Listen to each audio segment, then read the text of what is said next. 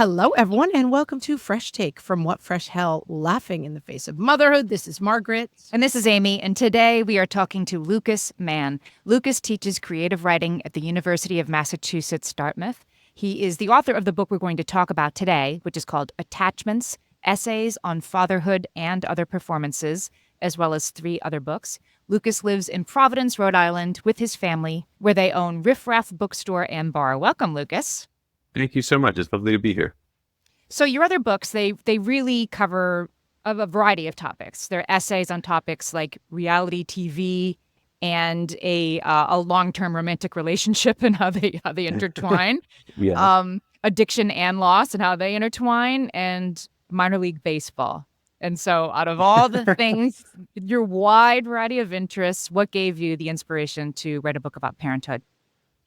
Well, I mean, I guess the short answer would be that I guess when you hear them all like that, it sounds like they have nothing to do with each other, and they don't kind of. I've always been the sort of writer that kind of keys in on what's in front of me, and sort of the complexities of the relationships that are most important in our lives, or sort of the thing that we are thinking about or obsessed with at a given moment in time, and I like kind of drilling down on what is fascinating me. And I am a parent. When I was writing this book, I was a fairly new parent.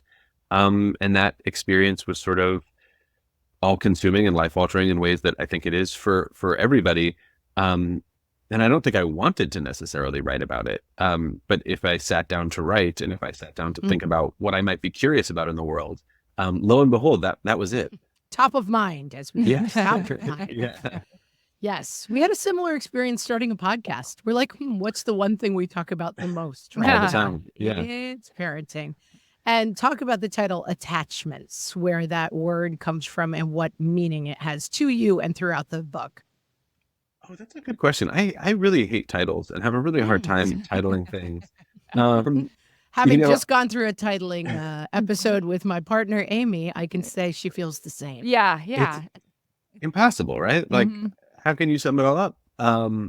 But I part of the book, a lot of the book is about obviously sort of the attachments in these familial relationships, right? The way that I'm sort of literally emotionally attached to my kid. But then also a lot of the book is chronicling like early parenthood when I was sort of around as the, I guess, quasi primary caregiver for most of the first 2.5 years of her life, and that intersected with COVID.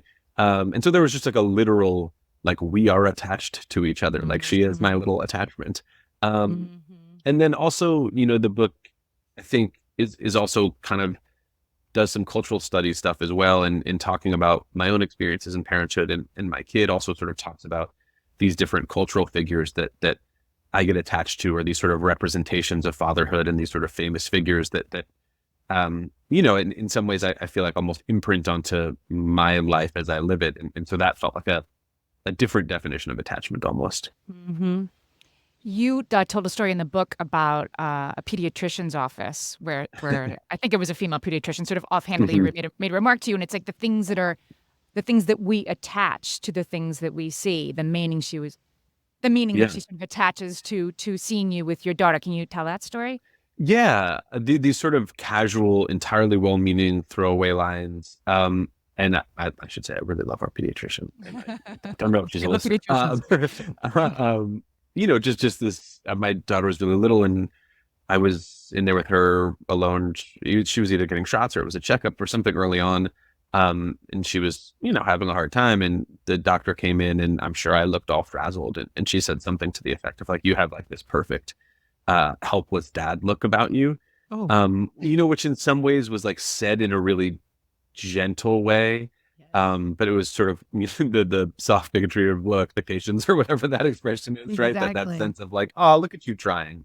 And I think something that comes up a lot in the book and was encapsulated in that scene was this simultaneous, like, absolutely wanting to take advantage of the sort of generosity and pity that you can be looked at as a dad that is not afforded to moms often, but at the same time, this sense of like, but like, wait a second, like I'm I'm real, and and this parental relationship is real. So you feel both sort of over acknowledged and over sympathized with, and also erased at the same time in a strange way.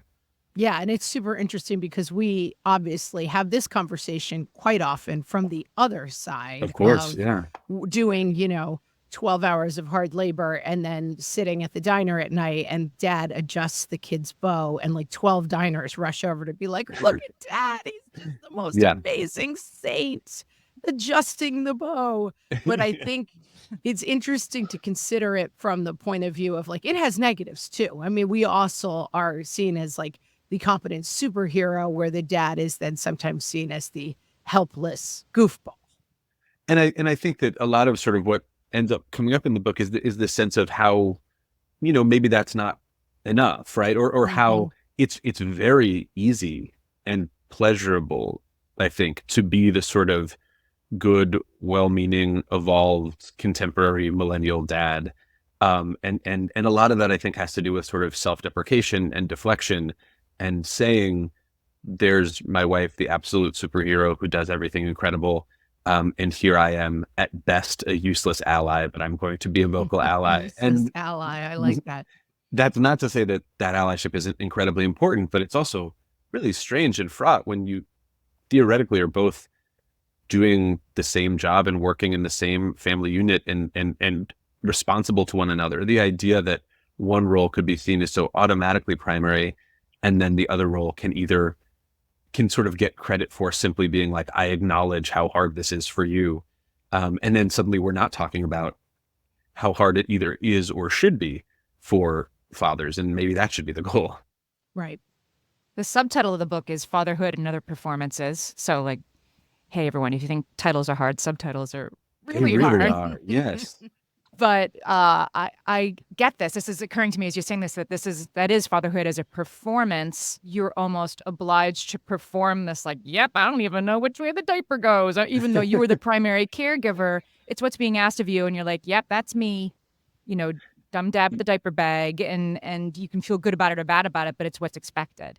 Yeah. And also just that sort of, that kind of visibility, right? And I think it's very interesting. There's so much incredible motherhood literature that explicitly talks about sort of fighting against this invisibility, right? Of this sense of being out at the playground with your kid, and it's like all of a sudden society's conditioned to see you as not existing and the kid existing. And I have found, and I know a lot of other people have this weird flip where I think you feel incredibly visible out in the world with your kid.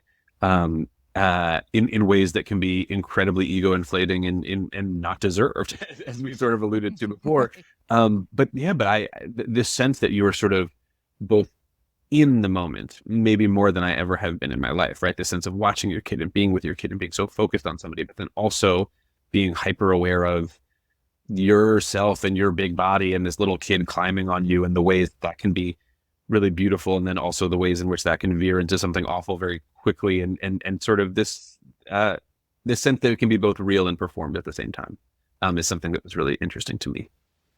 There's so much good writing on this topic on the book, and Amy pulled out this quote that I love from page 48, and we'd love you to read it for us. I'll set it up a little bit while you find it. Sure. This is a story. This is a part of the book where your daughter gets to choose a doll. And you're white, your daughter's white, and she chooses a baby doll that's a black baby doll.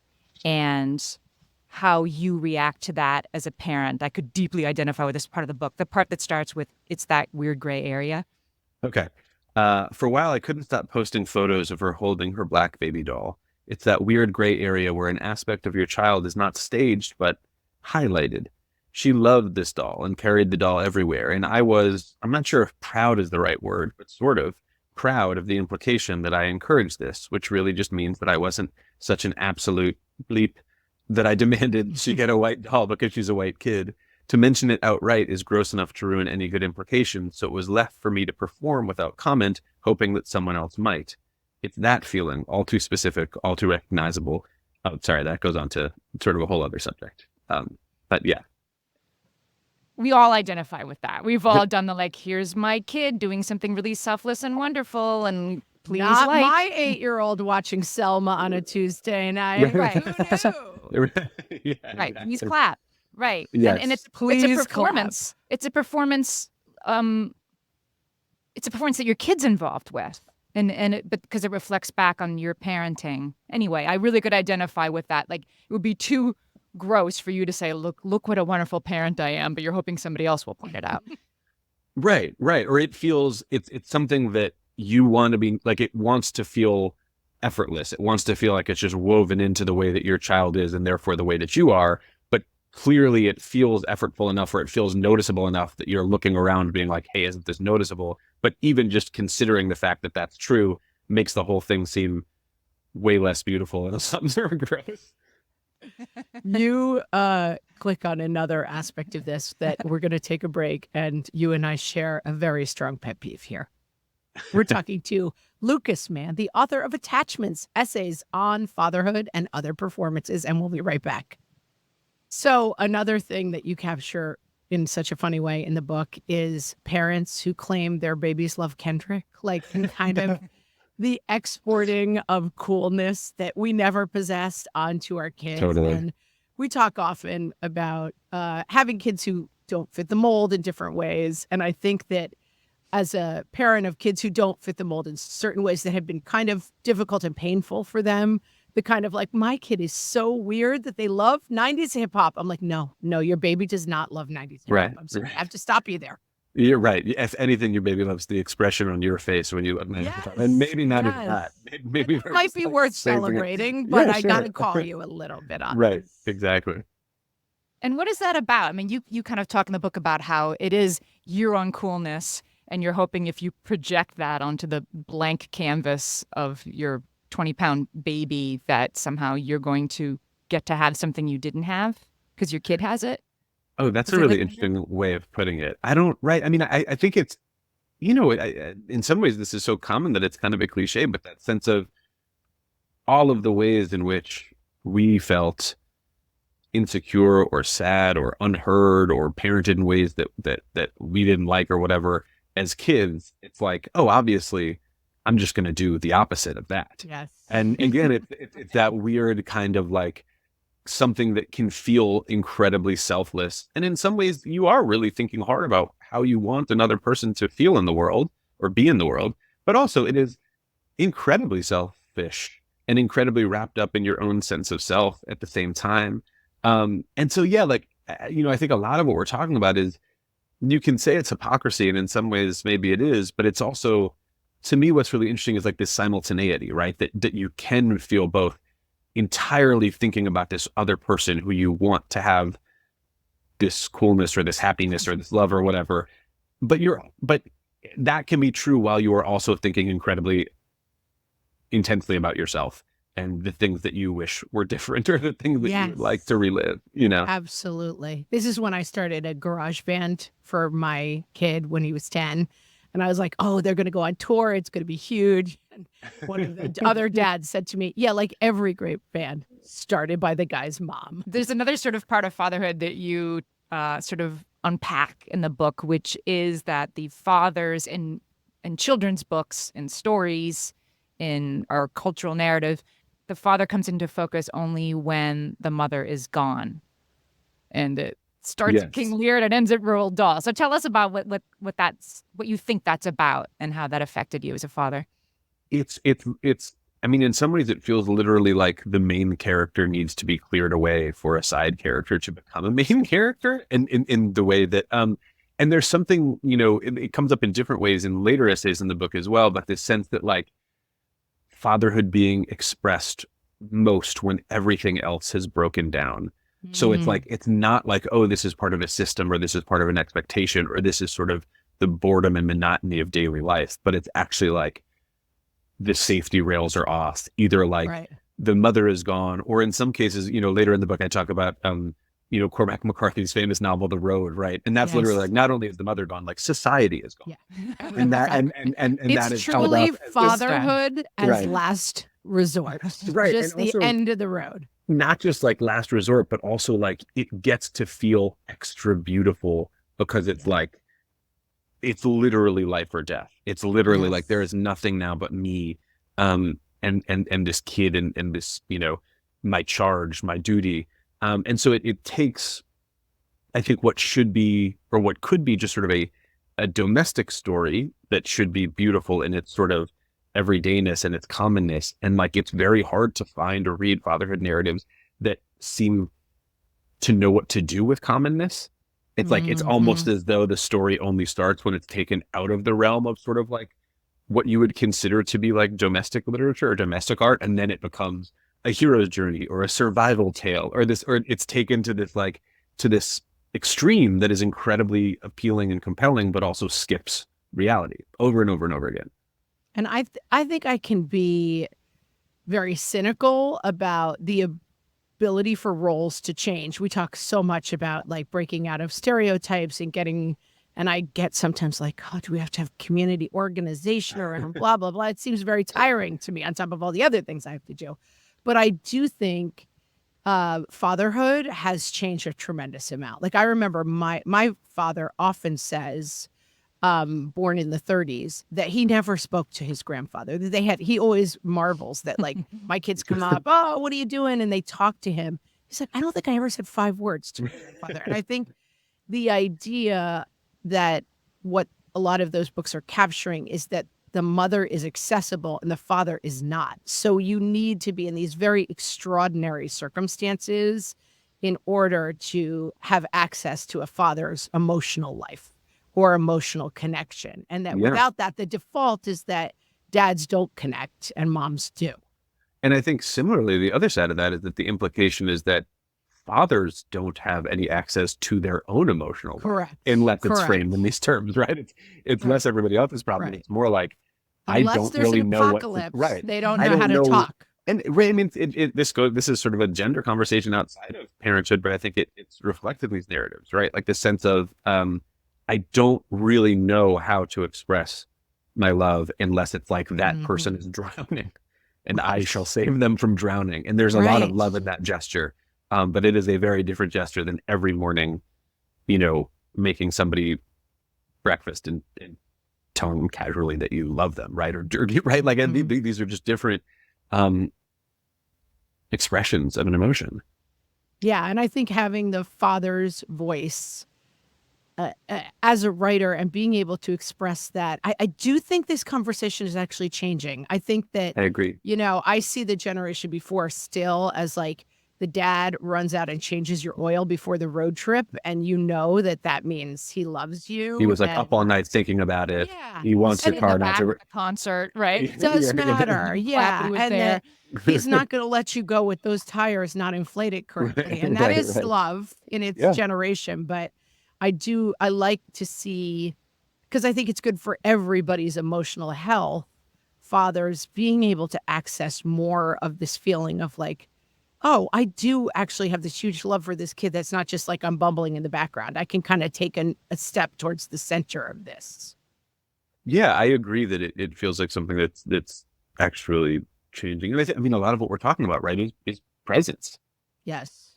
Is sort of just the commonness of an experience of day-to-day service for the people around you and the people that you care about most, and connection to those people, and that sense, right, that like when dad's around, it's not an occasion, right? Yes. That like, whoa, hey, we're all like what mysteries must he have to impart? Now he's here, he's come in from mowing the lawn. Does he have anything to say? Right? Yeah. Right. I don't think there's anything mysterious about me to my kid. And like I'm the most regular and boring and embarrassing person on earth. I'm just like there, I have a question about writing. So we're gonna take a break. I have this is such a good book, and it's so beautifully written. And I have a writing question I want to nerd out on. So we're talking to Lucas Mann. He's the author of Attachments. We'll be right back. So you say in this book, the book sort of moves all over the place stylistically. The essays. I want to have you read a little bit more because your writing is so conversational, so full of things you want to unpack and hear more about. But you don't tie your essays up in a bow, which is often the sort of like, here's making meaning, right? If the dad is there, something meaningful is happening. If the dad's not there, it's just a regular day. That your essays are about the very regular, aggressively so, and that you're not trying to zoom out and tie it up and make meaning, because you feel like writing that doesn't have this narrative drive to tie everything up sort of hews more closely to real life than essays that do try to make everything have a larger meaning. Am I saying that correctly? I think that's exactly right. Yeah, that's a good way to put it. And so, and I agree. Reading this book, you have an essay that starts off being about Brad Pitt, and it ends up being about your toddler and the way she looks at her own body, and then it goes back to Brad Pitt, and then it's also this. And tell us about that essay and the sort of ideas you knit together, and how writing that way frees you to not have to nail it down as much.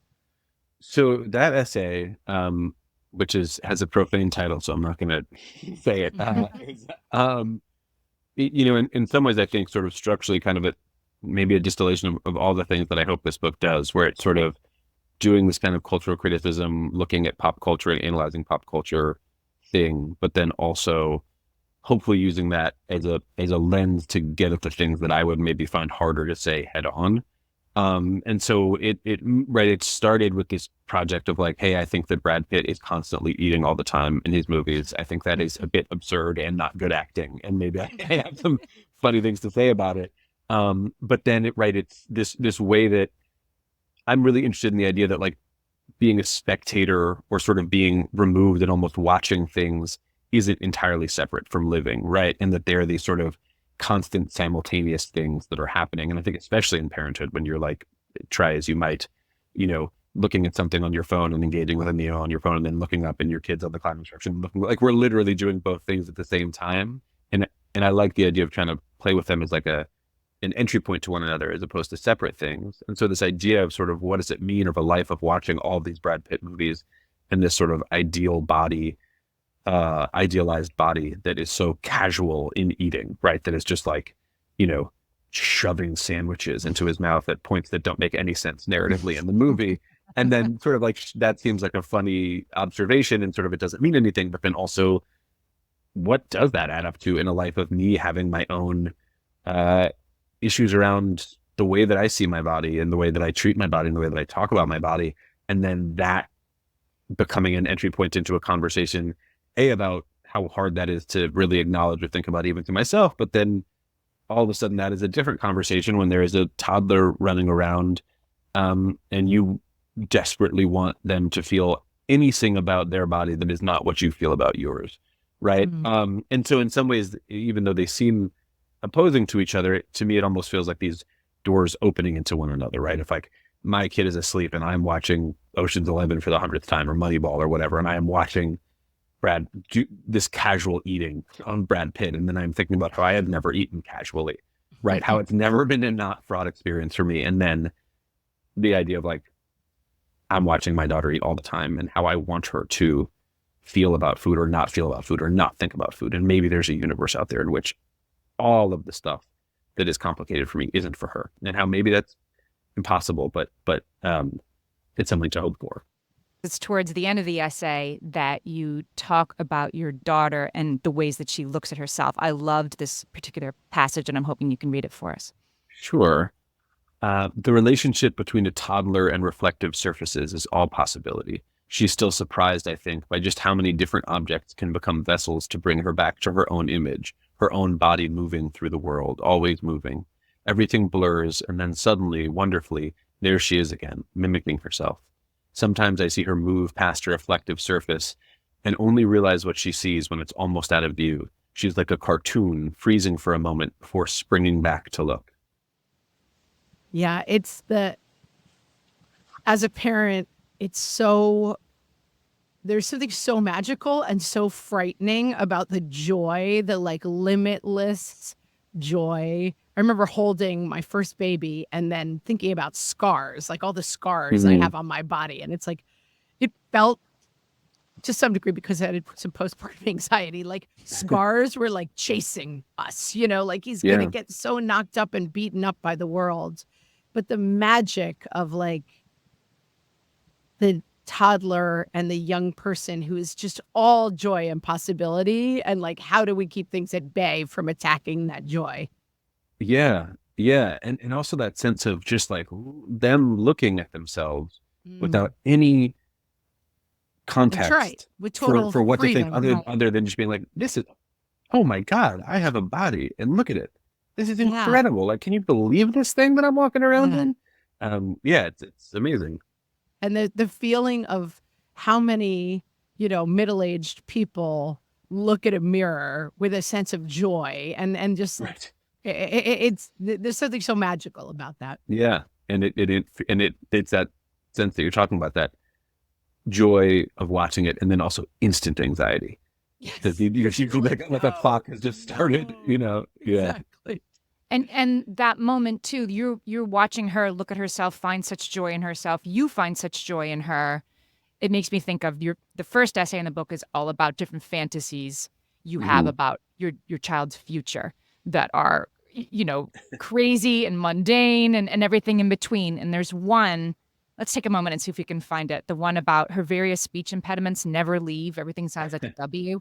Her various speech impediments never leave in this fantasy. Everything sounds like a W. There's no moment when we read some scolding book or pseudoscience Atlantic article that makes us go, she's too old, or how do we fix this, or why did we let it get this bad?